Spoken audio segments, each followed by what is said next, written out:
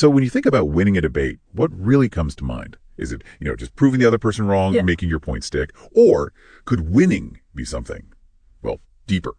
Today we're doing a deep dive into this very idea. What if debating wasn't about confrontation, but about connection, about understanding, and maybe even finding a more profound way to win that actually benefits everyone involved? That's exactly the territory we're exploring. We're diving into Chapter 17 of a really insightful book, A Practical EmPath, Rewire Your Mind by Scott Howard Swain. The chapter's called Master Debate, which is pretty attention-grabbing, and it introduces this core system for rethinking how we handle disagreements. Right, and that system is called P.E.P, stands for Practical Empathy Practice.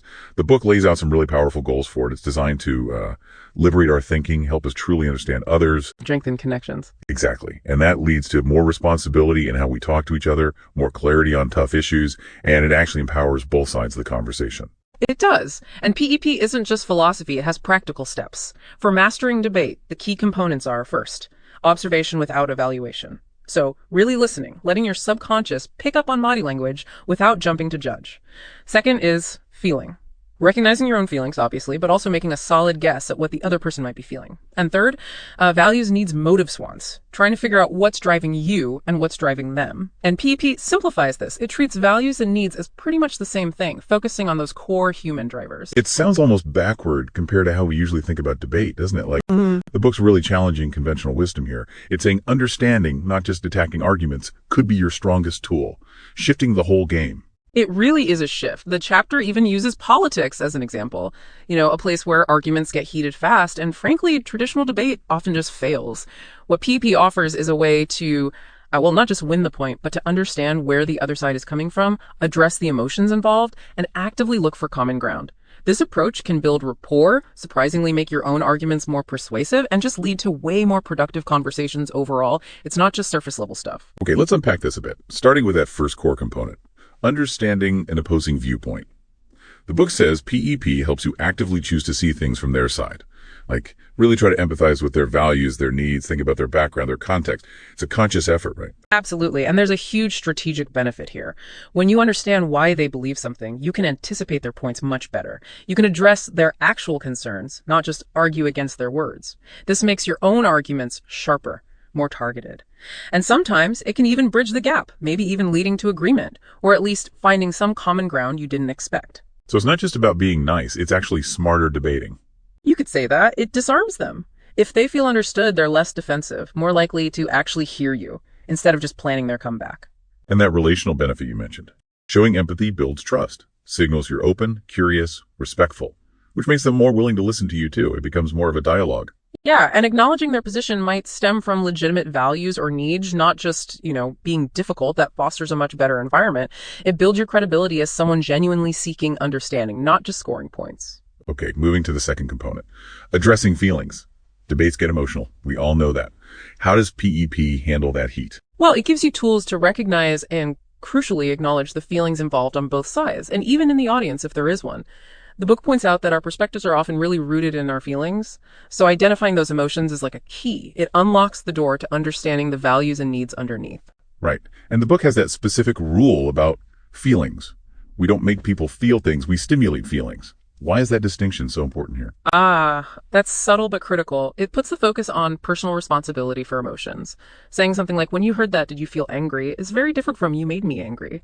The first way acknowledges their feeling without you taking the blame or them assigning it. It de-escalates things, validates their experience, and keeps the connection open, which is vital in a tense discussion.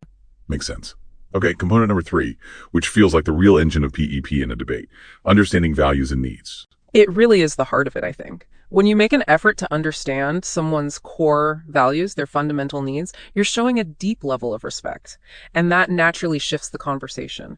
Even if you strongly disagree on the strategy or the policy, you can connect on that deeper level. You're engaging with their whole worldview, not just their talking points. And the payoff is, when people feel genuinely heard and understood at that level, they're just much more likely to engage constructively. Yeah. Right? They might actually consider what you're saying. It gets you past the usual defensive barriers and allows for a real exchange of ideas. That's where breakthroughs can happen. Yeah, and connecting this back, the book mentions this idea of know thy enemy, but flips it. P.E.P. helps you understand their motives so deeply that your arguments become more persuasive because you're speaking to their core concerns. You're aligning with, or at least acknowledging, their underlying values, not just batting away their surface arguments. The book gives a really good example with healthcare. Let's say someone wants more government intervention. Instead of just arguing government bad, P.E.P. pushes you to ask why. Maybe their core need is affordability, making sure everyone gets care.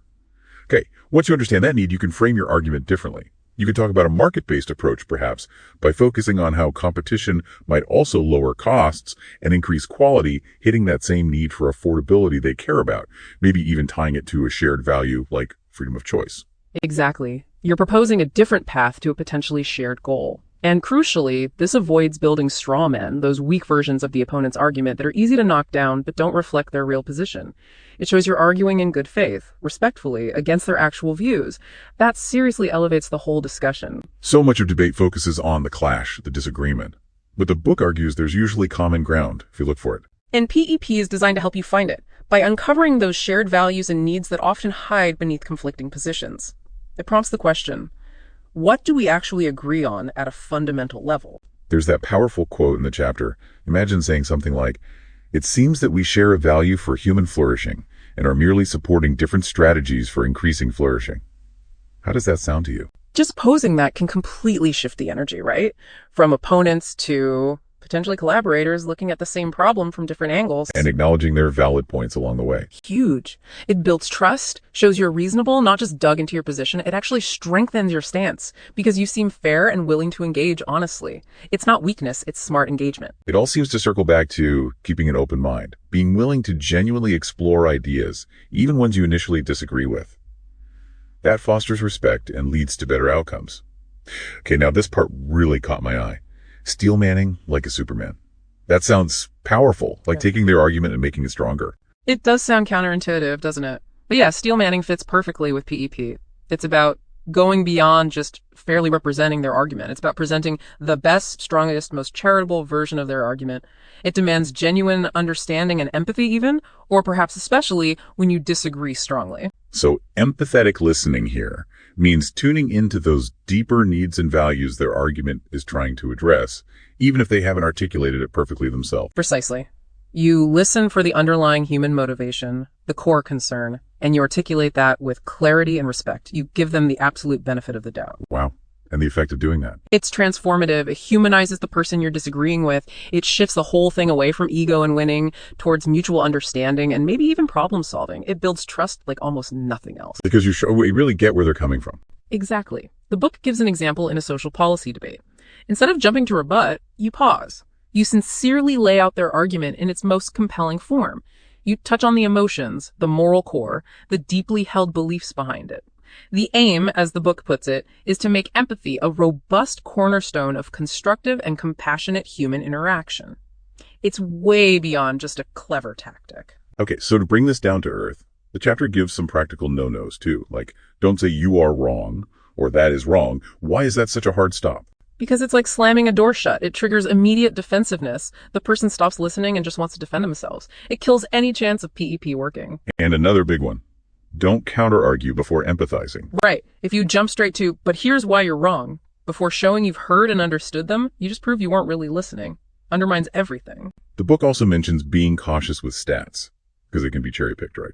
And being aware of leaning too heavily on quoting sources instead of engaging directly. Yeah, stats can sometimes obscure the human element, the values debate, and constantly quoting others can feel a bit detached, less like a real conversation. It's about balance. Good points. There's also a caution in the book.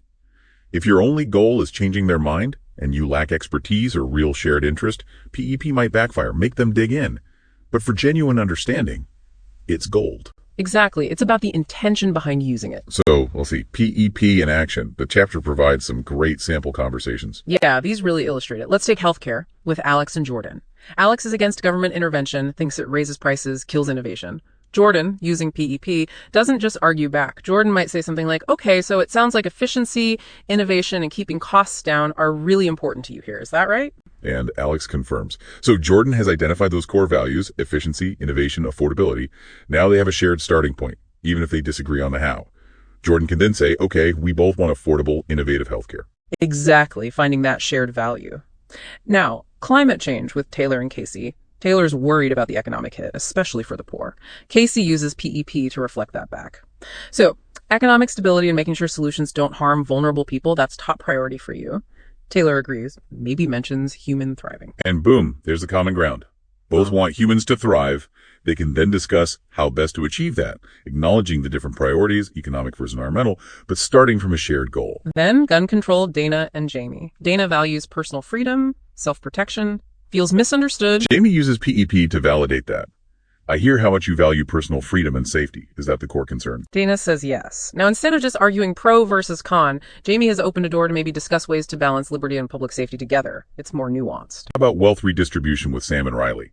Sam talks fairness, rewarding hard work, worries about taxes hurting the poor indirectly. Riley uses P.E.P to understand the values: fairness, merit, wanting solutions that genuinely help without bad side effects. Riley might say, so you're looking for systems that are fair, reward effort, and effectively help those in need. Again, shifting from arguing tax policy details to exploring shared values around fairness and effective help. Right. And finally, renewable energy with Chat and Blake. Chat's worried about reliability, cost, impact on the poor. Blake doesn't just list renewable benefits. Blake reflects Chat's concerns. Sounds like energy stability and affordability, especially for lower income families, are key for you, and you want careful consideration of all sides. And Chat's response in the example is telling. I do. You listen well. What are your thoughts? Blake earned the right to share their view by listening first. That's the power of it right there. These examples really show how P.E.P can move conversations away from just surface arguments to something much deeper, more connected, and ultimately more productive. Definitely. So to kind of wrap up our deep dive here, the core message is that P.E.P, this practical empathy practice, transforms debate. It's about understanding viewpoints, addressing feelings, getting to the core values and needs, and finding that common ground. It really drives home that empathy isn't just, a soft skill. It's a seriously powerful tool for better communication, for resolving conflict, for making every conversation a chance to actually connect. Yeah, the chapter ends with that thought, doesn't it? Notice how everything in this book comes down to empathy. It really feels like the central thread. Absolutely. So a final thought for you listening. What conversations could you approach differently this week? Maybe see them less as battles to win and more as chances to understand and connect using some of these P.E.P ideas. Give it a try. Apply these principles even in small ways and just notice the difference it might make.